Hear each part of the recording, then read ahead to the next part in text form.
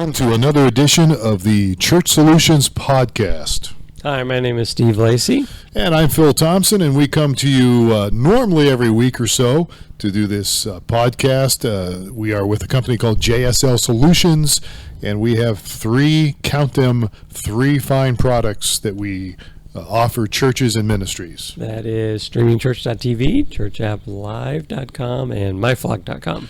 All right, and of course the Streaming Church obviously is streaming video. ChurchAppLive.com is mobile apps for churches, and then MyFlock.com provides church management tools and actually websites for churches to use. And we've been doing this for a long time.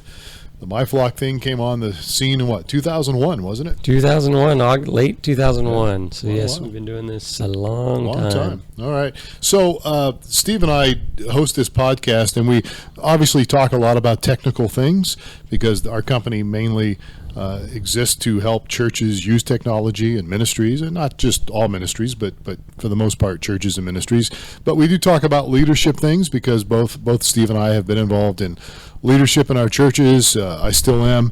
I've got some pastoral experience and have still actually work with a church part-time to do some pastoral things. So today we're going to talk about the topic of defining spiritual abuse. Defining spiritual abuse. And so this could get a little controversial maybe today because there are different cultures and different churches that we work with.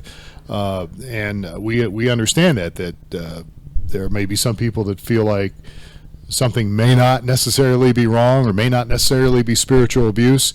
Other groups might say so. This topic has been in the news lately as far as churches go.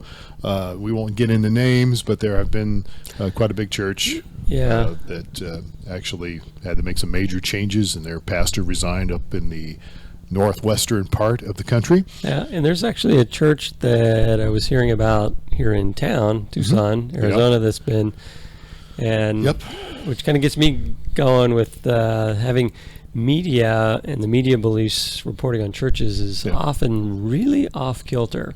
Can be. I happen to know the person. I knew him fairly well. I haven't talked to him in years, but I knew him fairly well years ago, since the late 80s, and his church, which is actually a campus ministry on the University of Arizona here, came under some scrutiny and some fire. And when secular media gets their noses in things, sometimes it can look a lot worse than it is.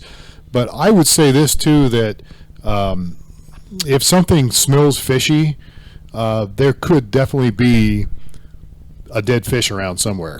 Could be. And so I understand it's a little controversial, but I think we have to be careful because I think for a long time, Christians have maybe turned their head or ignored some issues within local churches for various reasons. And so I think we need to be careful that we don't just turn ahead and just ignore it. I think sometimes there can be some legitimate problems, and I think we need to see that. So we're going to get into really probably about five, there's lots more, but probably five signs of possible spiritual abuse. And I want to say this too, Steve, that I want to address this to people.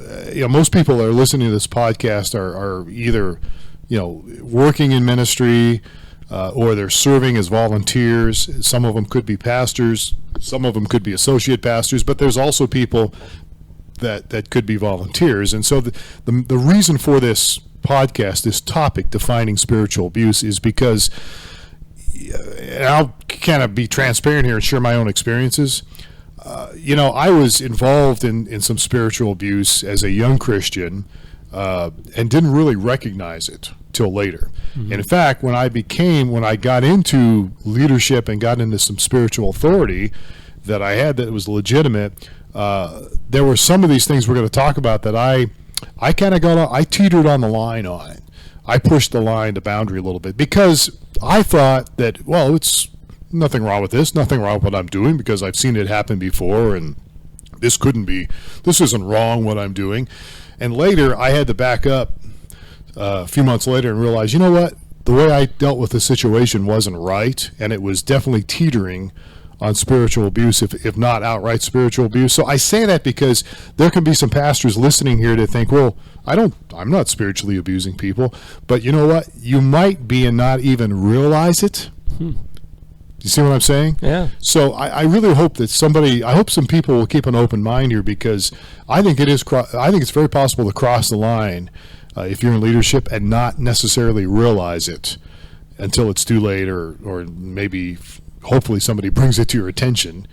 And so that's the purpose here. So all right. So we're going to go over 5 signs of spiritual abuse, indicators. Yeah, let's look at 5 signs here. So spiritual abuse, it could be defined as somebody in a position, or someone's in a position of authority or leadership in a church or a ministry, and they're taking advantage of that position by misusing it, misusing their authority, and the way they do that is they manipulate people, they undermine people, they're very big on control issues.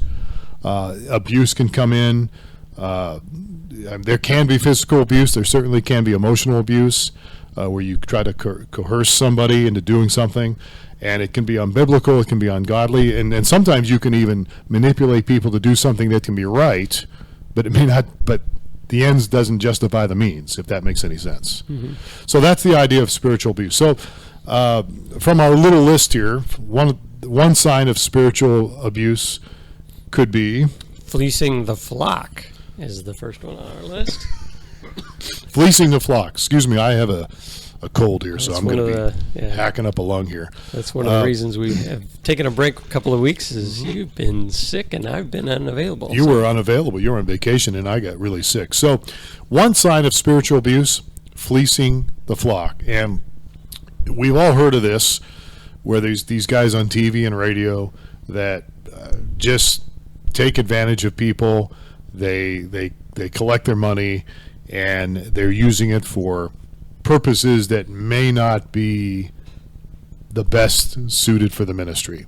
It could be on themselves. Just recently, and this will probably get some people's dandruff riled up, recently there was a guy who came on and was trying to raise money to buy his own airplane. This was just a few weeks ago. And very famous pastor. It's on TV a lot, very well known, and a lot of them are well respected. A lot of people respect him, and he was, wanting to raise money to buy himself a jet airplane, and he got some flack for it, And now you can argue, well, he needs it because he travels. Well, I don't know. Maybe. I'm not going to judge him in that respect, but I do know that when somebody is fleecing the flock, they're taking advantage of people. They're using some kind of guilt manipulation to increase the offerings, to get people to give above and beyond what they might normally give, and they're using it in some cases, for what could be defined as extravagant. And I would lifestyle. Assume that this would be this is like just like anything else. A lot of people go around and say, well, all businesses are evil and corrupt, and in reality, 99.9% of all businesses are out there to serve people, and there are some people that are trying to take advantage. So this isn't to say that all pastors are fleecing the flock. That there could be a very small number of people that may not have the right motives. I would agree. I think that most people out there pastoring, most people working with churches, volunteering with churches, their motives are good. They want to help people. They're not out to rip people off. And unfortunately, the small percentage that is fleecing the flock, and what I mean by fleecing the flock is, you take that scripture out of Ezekiel chapter 34 about shepherds, not feeding the sheep but feeding themselves, and there's other scriptures. Titus 1:11 talks about it. 1 Timothy 3:8 talks about people doing ministry for gain, just strictly gain, not trying to help people. There are a few people like that out there. Most people that are doing church work are not like that. They love people, they love God, and they want to help people. But there are a few people out there that are fleecing the flock. I honestly, in all my years of ministry, I don't think I've ever been under anybody that actually was fleecing the flock. I can some of these other things we're going to talk about. Okay. But I don't think I ever have. I don't have any exposure to. But I have seen people do it. And so again, it's really it comes down to manipulating people and getting people to give. And I mean, I have been in services. I guess I take that back. I've been in services where the guy pastor did the offering. They passed the plate, right? And a few minutes later, he comes back up and says, "That wasn't enough. We're going to pass the plate again." And I think they passed the plate 3 times one time on one service. Now, that's crazy, in my opinion. Now, there may be people out there that do that or listening to this podcast, but I'm telling you right now, that to me is stepping over the line. Oh, yeah. If you have to pass the plate 2 or 3 times in a service because the first offering wasn't enough, you got bigger problems. Oh, yeah. You're not doing something right, and so will quickly lead to the demise of your ministry. I would think it would, but you know what? The funny part about this, Steve, is there are people that live in this spiritual abusive stuff, and they think it's normal and they tolerate it, and that's why some of these guys are able to kind of keep on moving on, because not everybody leaves. People just think it's part of what needs to be done. So there's a bigger picture here that I don't think we get. But we're running out of time here. So fleecing the flock is an indication that we've got some spiritual abuse going on. The second one is dictatorial leadership. Dictatorial leadership. Now that one I have been under before. I have been in that situation before. And let me give you a little background. I was involved. I became a Christian in the late 1970s, 1976. I was involved with a movement called the Shepherding Movement back in Youngstown, Ohio. Some famous people that have been in it over the years. One of them is Phil Keggy. There's been others. And the Shepherding Movement was a movement that kind of got its fame through people like Bob Mumford, Derek Prince, Basham was another one of those guys. There used to be 4 guys that were real big in the charismatic movement in the 70s, and they were called the Florida Boys because that's where they were based out of, and they were great speakers, and they went around and spoke all over the country. And one of the things they talked about was discipleship and shepherding people. And so the idea was, if you're a young believer, you need to be under somebody that's a little bit older, who can guide you in the ways of God and help you through it. And I'm not mocking it. I think for some people the motive was very good and the motive was pure. But what happens is that whole thing became a control deal, a bondage deal. And when you have dictatorial leadership, these are people that are not leading by necessarily example. They're not helping people reason things out. They're not helping people understand things in a pure way. They're dictating what needs to be done, and they're dictating at the expense of people. And they will do things that will, again, this falls under control and manipulation, where you've got people being manipulated through guilt,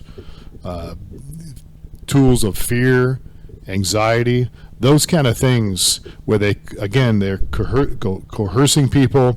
They're really it's like they're ruling from a throne. and I understand, again, I do understand spiritual leadership. I think I do. I hope I understand spiritual authority, but it is an extreme move from you're going to do it my way or the highway. And you think, well, people would just leave, right? Well, healthy people probably would leave under that deal, but because they've been under that abuse for a long time, maybe came out of an abusive situation and into this, they think it's normal. You're looking at me like I have a third eye. Like, does this really happen? And the truth is, it does happen. I guess and there's reasons people stay in it. Yeah, a lot of times I can see that. It's for gain, it's for security, even though they're used to or whatever. Yeah, they're comfortable. It's kind of like the abusive situation where an abusive wife stays with her abusive husband. Yeah. Why does she do that? The wife of abusive. The wife, she's tolerating things because that's all she knows. If she leaves, her life could be threatened, or her friends go away. And it's kind of like this in some church settings. And again, what you brought up earlier is true, Steve. Very little of this goes on. This is not a major deal. but it does pop up from time to time, and these are signs of spiritual abuse. All right. And if you can catch it in the nick of time, good things can happen. And again, I want to say to pastors right now that might be listening, I'm sure your intent is not to be some kind of a tyrant. So what you need, I would assume, would be some wise counsel that will speak truth to whoever's exhibiting some of these spiritual abuse. Yeah, I think a trusted source or an elder board or elders, or maybe the elders are guilty of some of this, and the pastor needs to. So I think the way to inoculate yourself from this would be to make sure that you've got kind of a diverse and a broad spread of power within the ministry. You need to have people on your leadership team or your board, that think a little differently on certain things. There needs to be unity within the church. Yeah, but there needs to be some accountability partners set up in place to ensure that, hey, I think you're getting a little too dictatorial in your approach here, and have those people have enough authority to speak truth into. And the problem here lies the problem, Steve, is that if the senior pastor or the leader that is actually displaying these tyrant kind of styles of leadership, if they've gone too far, they will get rid of those people that would speak up against them, even in a private environment, and right. Even as a friend-to-friend deal. Right. So a lot of times get rid of those people. And so that would be maybe another sign. So I'm right. putting myself in the vantage point of a church listening to this podcast, and these are symptoms to recognize when it's going on. But then how do you somebody sits back and says, "Oh my gosh, what's going on here? I got these. I have the beginnings of this. How do I correct?" And I would think that the way to correct would be to have some alternate voices of authority be able to do the correcting. So it needs to be approached generally. I mean, again, as I said at the beginning, a lot of times pastors fall into this and don't realize it. Right. So I'll take an example. I was working with a group that helped me plant a church in Kansas. They were in Missouri, and the guy was definitely into spiritual abuse. I didn't recognize it until I got there, and I saw some signs. So I kind of separated myself from him, and it turned out okay. But I found myself, especially when I had to deal with a couple problem people in my church, I found myself being very harsh to them and very mean to them, and they were goofing up, they were totally in the wrong, but the way I handled it wasn't good either. I mean, I came down on them really hard, and I apologized to them later. In fact, they still stuck around even after I was I was just mean to them, because they were doing stuff, and you can sit there and justify it as a pastor. You can say, "What are these goofballs? What are they doing this for? You should know better than this." But the way I handled it was not good. I really raked them through the coals. There was two different people that I can remember clearly now. Now that I think about it, I was very abusive to them. I mean, I didn't scream at them, I didn't swear at them, I didn't do anything like that, but I was just very harsh to them. And I went back and apologized to them a few months later, because I thought, oh my gosh, And what happened was I just approached that from the viewpoint of the guy that I worked with for a while, because that's kind of the way he would do it. Mm-hmm. And I had to realize, what, sometimes I got to unlearn some things, unlearn some leadership stuff that maybe is not not really very nice. So it's easy to fall into it sometimes as a leader, because you're trying to get things done, and you feel like, well, you know what, we're going to do it this way, my way or the highway. And the truth is, that's not the way to do it. Right. Anyhow, that's a whole other story, but we can get into it. So moving on to the third sign of spiritual abuse. So I'm not sure I can pronounce this. This is probably subtle salvific changes. That word has to do with salvation. Okay. It's just a theological term. Salvific, huh? I think that's how you pronounce it, salvific. What does that mean? Well, what it means, it's the theology of salvation. Okay, so what I'm getting at here is you will find that abusive leaders will twist things around, and basically, if you don't do things the way he or she wants you to do it, they will call into question well, are you really a Christian? Are you really saved? And so that's what I'm getting at, is there's this thing where if you don't follow the way we want you to do things, you're gonna be cast out of the church. You're gonna lose your salvation. Now, this is extreme, but Right. I've seen it happen. If you're not doing things our way, the way our church tells you should do it, then my goodness, we're not even sure you're a Christian. And I'm telling you, it goes on all the time. And again, it's lots of times people will use Scripture and they'll manipulate Scripture.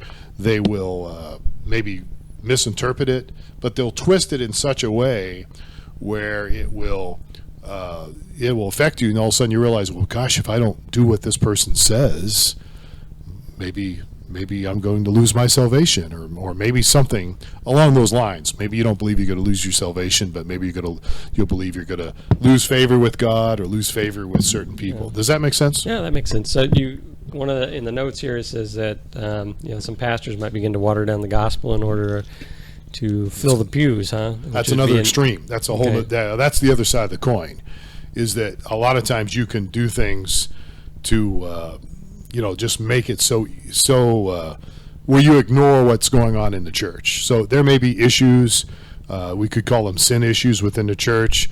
I have seen that happen in my experience, where I've seen fornication going on. I mean, not just with one person, but multiple people, issues with money going on that weren't right.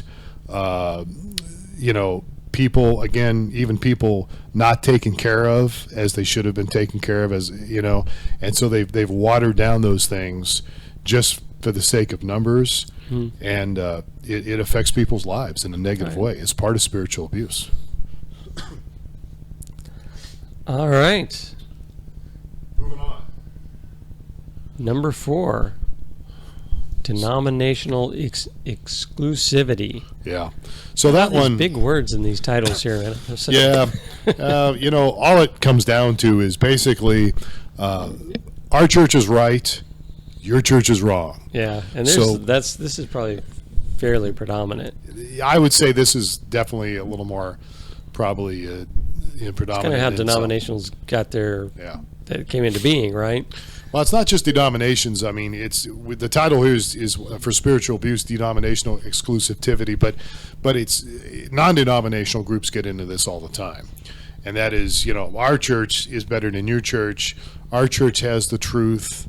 Your church doesn't have the truth. You're watering it down, whatever it might be. And so, you're going to the wrong church. And again, it's part of spiritual manipulation. I actually saw this.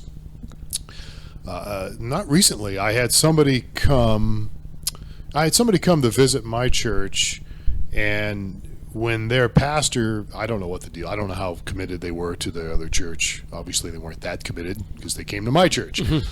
But I'd known her for years, and somehow or another it got back to their church that they used to go to, or that they had visited another church. And it wasn't just my church that he was mad about. He was like, well, you shouldn't go to any other church. You should be going to our church.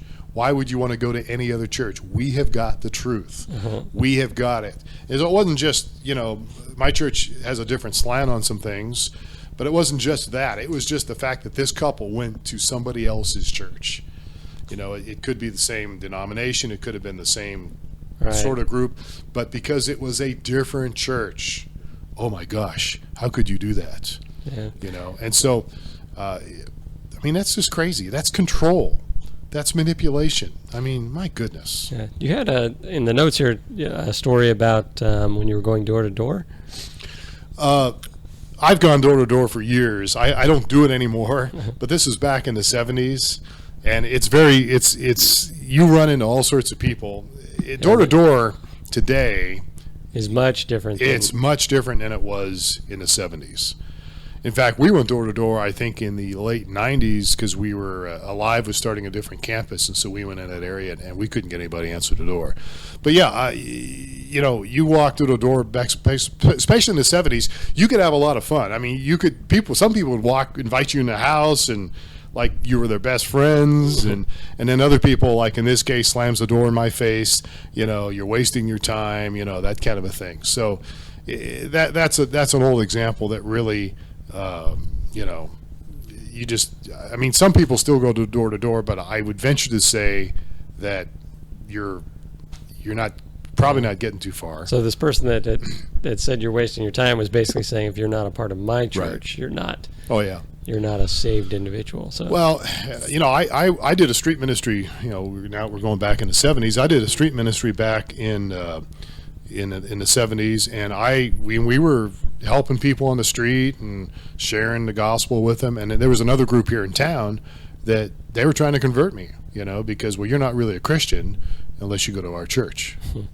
I'm telling you, they tried to convert me, and we were doing all sorts of stuff trying to help people and all that stuff, but they didn't believe that I was a Christian because I didn't go to their church.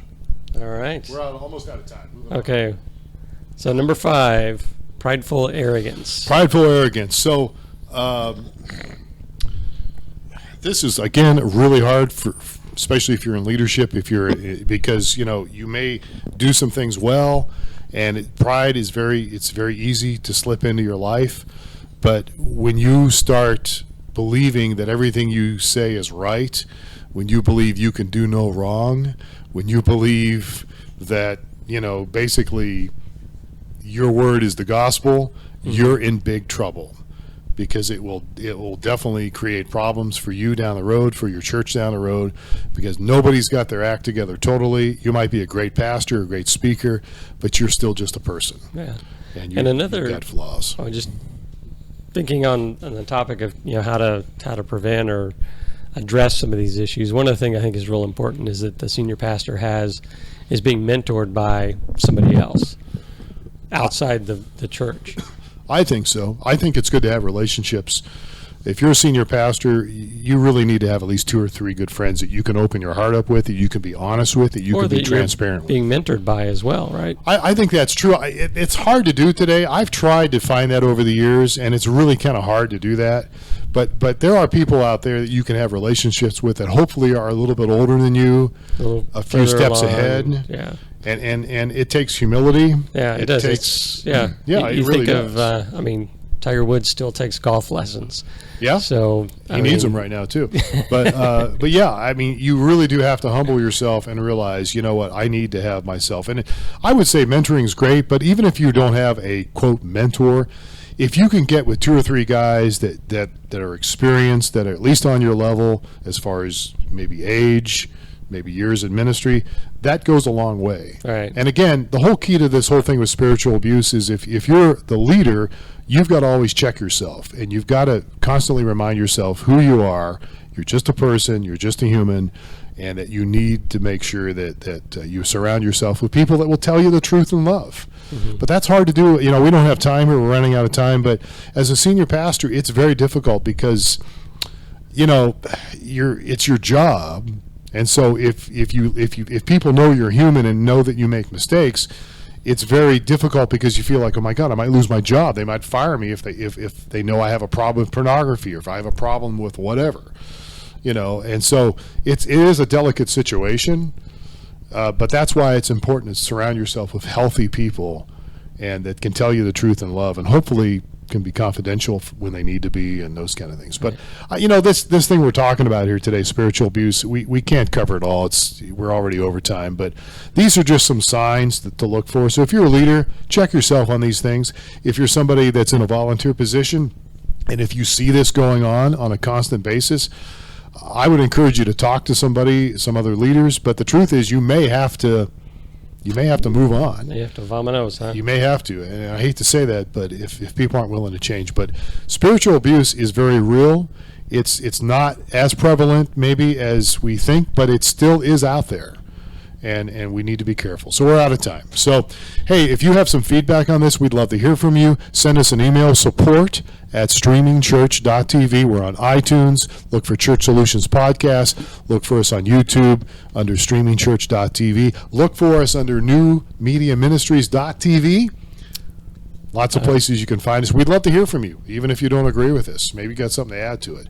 I actually know somebody that works pretty closely with spiritual abuse victims. Maybe sometime we'll have them on here and interview her. But anyhow, we're out of time. So, Steve, thanks for your feedback on this. All right. It's great to be here. Folks, thank you for your time. Hopefully this will be a source of encouragement to you and help. We will catch you next time for another edition of the Church Solutions Podcast.